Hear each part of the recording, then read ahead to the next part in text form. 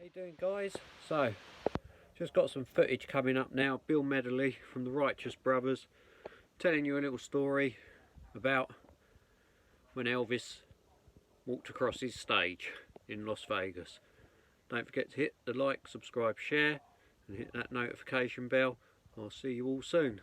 In Memphis, it must have been about 68 or 69. I wasn't with the Righteous Brothers at the time, and I'd record during the day with Chip's Moment, and one of Elvis's guys would come and get me, and at night and take me to Graceland, and it was just great. So we'd hang out and have dinner and this and that. And one night and this is my one really claim to fame. He said, tonight we're going to go to the movie show.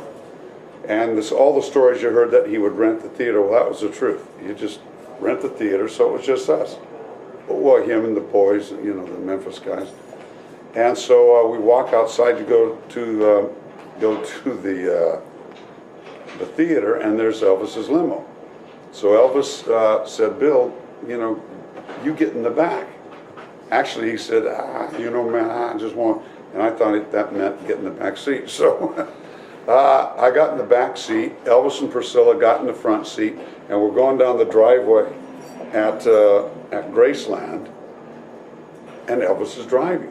And we go, and we get down to the gate where there was always about 200 screaming people, and the gate opens, and here comes Elvis's limo, and we go through the gate, and not one person looked in the front seat. Everybody looked in the back, and here I am. And I've never seen so many disappointed people in my life. But that was the first time, you know, like really kind of hanging out and spending some great time. And then when I was at the Sands Hotel by myself, and this was before he started in Vegas. And Elvis in those days was really kind of the Howard Hughes of rock and roll. Nobody ever saw him. He wasn't doing shows. He was just hung up doing all those movies. I used to do a thing in my show where I would do a thing about Elvis. I just want to tell you, man, and I never understood a word he was saying, and his boys beat me on it. And so I'm at the Sands Hotel. I understand this is like in '68, you know, Vegas was a whole different deal. And Maynard D is about 80 years old, and he brings me a note about 10 minutes after I'd done this Elvis thing, and the note says, he's here. I said, well, who's here? I said, because Elvis is never anywhere. I said, I suppose Elvis Presley's here. And from the back of the room, Elvis jumps up and starts singing something. You know I can be fine. And the lights went up, and the place went, without exaggeration, went up. It took me about 20 minutes just to get him back. And so a couple of times he came into Vegas to see me. Then when he opened at the International, I had finished up my run in Vegas at the Sands Hotel, and I ended up over where Elvis was, and I always thought that Elvis probably said, "Listen, I want Medley here," because every time he was here, oddly enough, I was in the lounge. I was there, and I went there. I was there like 2 years, and I had to redo my deal, and they said, "You can be here as long as you want. You can do anything you want." So, and one night, see, because Elvis would go on at 8, I'd go on at 10, Elvis would go on at 12, and I'd go on at 2. And I'm doing my 10 o'clock show, and Elvis was walking, you know, back through the kitchens and the stuff, and he walks past my showroom in the back, and I'm doing Love and Feeling, and he used to do Love and Feeling in his show, and he stops the guys, and he says, "Hey, Bill's doing my song, man." So they come in the back door, and I'm on stage, and when you're on stage, it's like you're in your living room at night, and if somebody walks in, it's really kind of startling. You know where everybody is. and there's some rustling from the side, and here comes Elvis Presley, and about 4 of his bodyguard, 4 of the Memphis guys, and he just walks by me and hits me on the arm, says, "Hi, Bill," and keeps on going.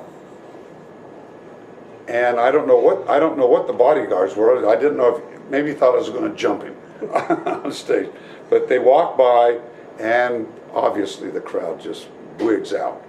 Now, and I don't say anything, and he just walks off, and now I'm doing my 2 o'clock show, and in those days the town was small enough that everybody in town knew that Elvis Presley walked on stage with Bill Medley, because at least in one of his books it said he had never been on stage with another artist or something like that. And so that there was lines to get in my show, like he's going to do it again.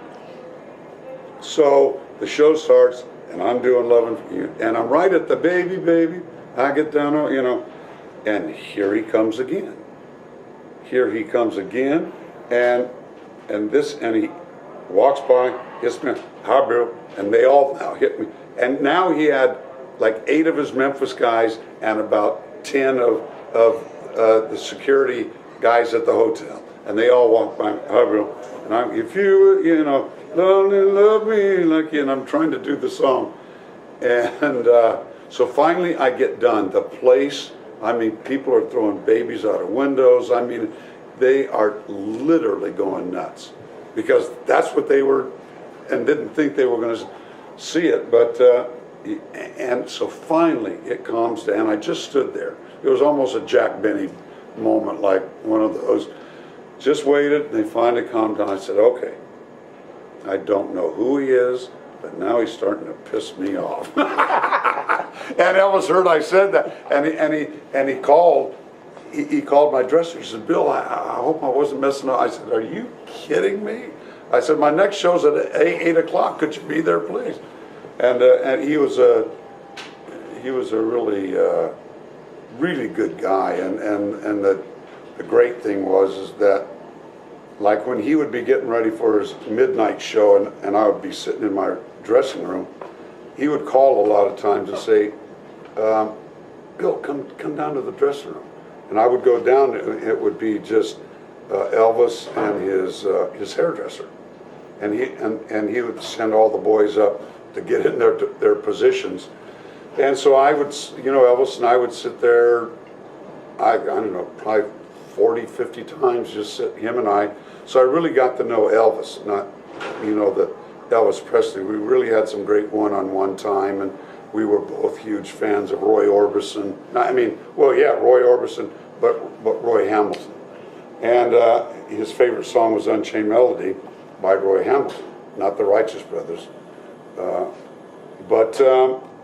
So I really got to know him really, really well, and very comfortable about, just a couple of guys sitting and talking. And one night, this was one of the strangest things that's ever happened to me, is that he says, come on upstage, upstage and watch me go on. I said, "Okay." So I went, and we're backstage in the wings, and that band starts that 2000 thing. Boom, and now the women are screaming, and I'm like, geez, the emotion and it just got like, it was nuts. And they were starting to, fix him up a little bit, make sure it was in. And so I backed away a little bit, about 10 feet. And they're getting him ready, and he, he's, looking over me and, saying, "You're all right," and boy, and the kid, and it was the first time I saw him from about 12 feet away in the shadows with that band playing that 2000 and the girl screaming. I said, "Holy criminy, that's Elvis Presley." I got so comfortable with him that I got so excited I almost went on.